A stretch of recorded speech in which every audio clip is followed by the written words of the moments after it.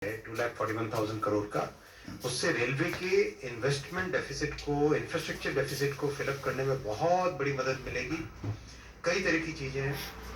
एक पैसेंजर की लाइफ को क्या क्या टच करता है, स्टेशंस, ट्रेन की क्वालिटी, सेफ्टी, टाइम पे आना, सफिशिएंट सर्विसेज अवेलेबल होना, इन सब पे सिग्निफिकेंट काम चल रहा है और काम आगे तेजी से जाएगा।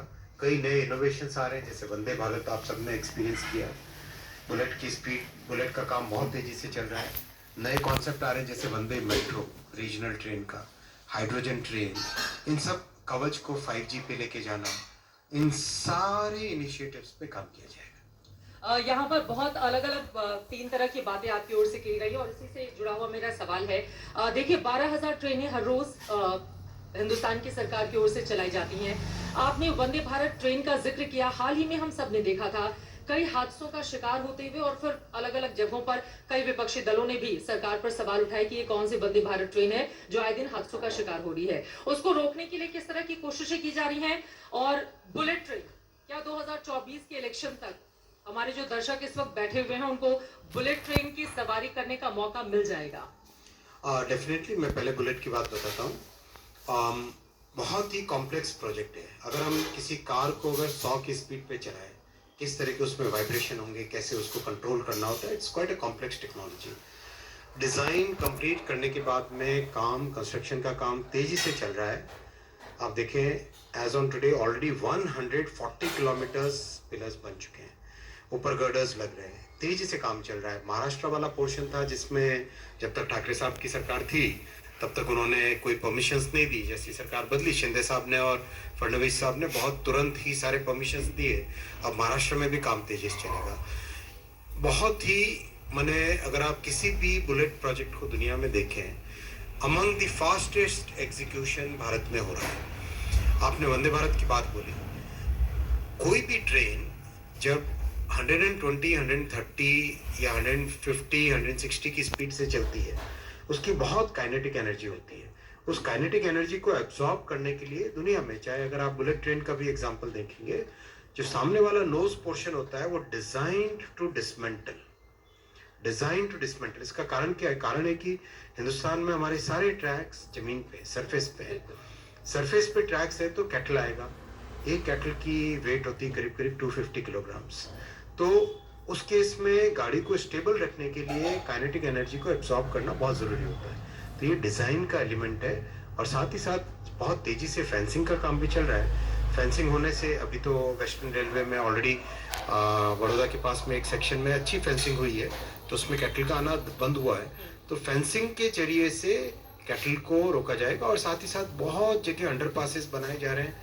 बल्कि पिछले वर्ष में करीब करीब 1000 के आसपास अंडरपास और फ्लाईओवर्स बने, तो उससे ट्रैक पे कैटल का या किसी का भी आना रुकेगा। बुलेट ट्रेन की सवारी हम लोग कब कर पाएंगे? कब मैं बुलेट ट्रेन के अंदर जाकर बोलूंगी कि मैं चित्रा त्रिपाठी बुलेट ट्रेन में हूँ और यहाँ से हम तय कर रहे हैं एक अलग सा रास्ता?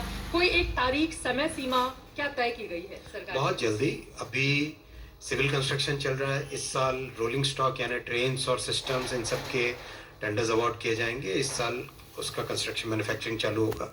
2026 के अगस्त के महीने में टारगेट है बुलेट ट्रेन को चलाने का। 2026 के अगस्त के महीने में, ठीक है। सभी को बेसब्री से इंतजार है। हाइड्रोजन ट्रेन की आपने बात की, अभी कारें तो चल नहीं पा रही हैं, ट्रेन को लेकर इतनी बड़ी महत्वाकांक्षी योजना आपकी ओर से शुरू की गई है। ये प्रोजेक्ट क्या है जिसके बारे में हमारे दर्शकों को बताएंगे आप? हाइड्रोजन भी बहुत ही कॉम्प्लेक्स टेक्नोलॉजी है। इसमें अभी दुनिया में शायद 2 या 3 देश ऐसे हैं जो हाइड्रोजन की ट्रेन बना पाए, चला पाए। क्योंकि हाइड्रोजन प्रोड्यूस करना, उसको स्टोर करना, उससे इलेक्ट्रिसिटी जनरेट करना, पावर ट्रेन में लाना। तो प्रधानमंत्री जी ने टारगेट ये दिया कि ये एक ऐसी टेक्नोलॉजी है जिसमें हम दुनिया में लीड लेना चाहिए। हमें फॉलो नहीं करना चाहिए, हमें लीड लेना चाहिए। तो लीडरशिप लेने के लिए हाइड्रोजन में जितना भी सब कंपोनेंट्स हैं, मेन कंपोनेंट्स हैं, power train, traction, vehicle electronics, vehicle control, उन सब को ऑलरेडी डिज़ाइन करके टेस्ट किया जा चुका है। अब कंप्लीट सारे के सारे सिस्टम्स को एक ट्रेन में लगा के दिसंबर तक सिस्टम इंटीग्रेशन करके दिसंबर 23, इस साल के दिसंबर तक पहली हाइड्रोजन ट्रेन चलेगी।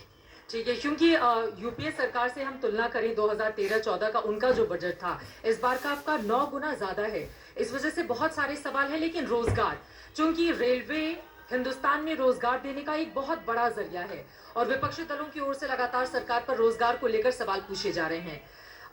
इसको लेकर किस तरह से सरकार आगे बढ़ेगी, जिसके बारे में आप जानते हैं? अगर हम देखें पिछले 8 वर्षों में ऑलरेडी 3,75,000 रोजगार रेलवे में दिए जा चुके हैं, डायरेक्टली एम्प्लॉयमेंट इन रेलवेज। इसके अलावा रेलवे का जो पूरा परिवार है, रेलवे से जुड़े हुए बहुत कई तरह के इंडस्ट्रीज हैं, कई तरह के रोजगार हैं, वो सब भी बढ़ रहे हैं। अभी 1,45,000 एम्प्लॉयमेंट, डायरेक्ट एम्प्लॉयमेंट का प्रोसेस चल रहा है। बहुत अच्छी प्रोग्रेस है उसमें। आप सोचो 2 करोड़ से ज़्यादा एप्लीकेंट्स थे, not a single complaint of paper leak. ऐसा प्राइम मिनिस्टर साहब का, पीएम साहब का जिस तरह से ट्रांसपेरेंसी का विजन है, जिस तरह से सरकार को एकदम पारदर्शिता के साथ चलाना है। आप देखो पास के स्टेट राजस्थान में जब भी कोई एम्प्लॉयमेंट का काम चालू होता है, सबसे पहले पेपर लीक होता है। पेपर लीक होता है, किसके पास जाता है? वहाँ की सरकार समझे। लेकिन रेलवे में इतना बड़ा एम्प्लॉयमेंट का काम चल रहा है, 1,45,000 लोगों को एम्प्लॉयमेंट दिया जा रहा है और उसमें कहीं पर कोई कंप्लेंट नहीं। एक रिपोर्ट मेरे पास आई थी जिसमें इस बात का जिक्र किया गया था कि रेलवे अगर 1 रुपए कमाता है तो 53 पैसे या तो सैलरी में या पेंशन में उसके खर्च हो जाते हैं। ऐसे में ग्रुप सी और डी में नौकरियों में कुछ कटौती की गई है। 72,000 पिछले 6 सालों का ये आंकड़ा था। तो अगर खर्चा इतना ज्यादा रहेगा, उसको रोकने के लिए, या फिर आपको लग रहा है कि ये जो नया बजट आया है इसके जरिए अब रेलवे की स्थिति पूरी तरह से सुधर जाएगी, बदल जाएगी?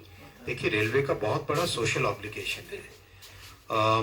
रेलवे पैसेंजर में, फूड ट्रांसपोर्टेशन में, फर्टिलाइजर ट्रांसपोर्टेशन में बहुत सारी कमोडिटीज है जिसको सब्सिडाइज्ड कॉस्ट पे ट्रांसपोर्टेशन करते हैं। तो ये जो सोशल ऑब्लिगेशन है, अगर आप केवल पैसेंजर ट्रांसपोर्टेशन में देखें तो टोटल उसकी कॉस्ट करीब करीब साल भर पहले थी 59,000 करोड़। तो it's a massive number. 59,000 crore कई राज्यों का बजट के बराबर है। तो बहुत बड़ा भारत सरकार एक सोशल ऑब्लिगेशन की कॉस्ट को बेयर करती है, बहुत बड़ी सब्सिडी देती है। ऐसे में कमर्शियल व्यू पॉइंट से रेलवे कभी नहीं चलती है। रेलवे का एक बैलेंस्ड व्यू है, जहाँ पे कमर्शियल है वहाँ पे कमर्शियल, जहाँ पे सोशल ऑब्लिगेशन है वहाँ पे सब्सिडाइज्ड, उसी तरीके से। विपक्ष आप लोगों के ऊपर रेलवे के निजीकरण का आरोप लगाता है बहुत सारे मुद्दों को लेकर, तो उनके आरोपों पर क्या होगा आपका जवाब? रेलवे में या निजीकरण, खर्चे के मद्देनजर कुछ ऐसे सेक्टर्स हैं या कुछ हिस्से ऐसे हैं जिनको निजी हाथों में सौंप कर उसके जरिए कमाई करना चाहता है रेलवे? देखिए, रेलवे एक बहुत ही स्ट्रैटेजिक सेक्टर है। बिल्कुल स्ट्रैटेजिक सेक्टर है, देश की लाइफलाइन है, बहुत ही कॉम्प्लेक्स सिस्टम है। इस सिस्टम में हर एक चीज, रेलवे का ऊपर का इलेक्ट्रिसिटी से लेके नीचे पटरी तक, each and every system is dependent upon every other system. ऐसी कॉम्प्लेक्सिटी में रेलवे को प्राइवेटाइजेशन करने का कभी कोई प्रश्न ही नहीं उठता है। मैंने पार्लियामेंट के फ्लोर पे बोला है, मेरे से पहले श्री पीयूष गोयल जी ने पार्लियामेंट के फ्लोर पे बोला है, रेलवे के प्राइवेटाइजेशन का कोई प्रश्न ही नहीं। इसी वजह से मैंने जिक्र किया कि 174 ऐसे देश हैं जिनकी आबादी तकरीबन 2 करोड़ के आसपास है और हमारे वहाँ 2 करोड़ 23 लाख लोग एक ही दिन में सफर कर लेते हैं रेलवे से। तो उसके जरिए हम समझ सकते हैं। और इसी साल हम अप्रैल के महीने में चीन को जनसंख्या के मामले में भी पीछे छोड़ देंगे। बड़ी आबादी ट्रेन से सफर करती है।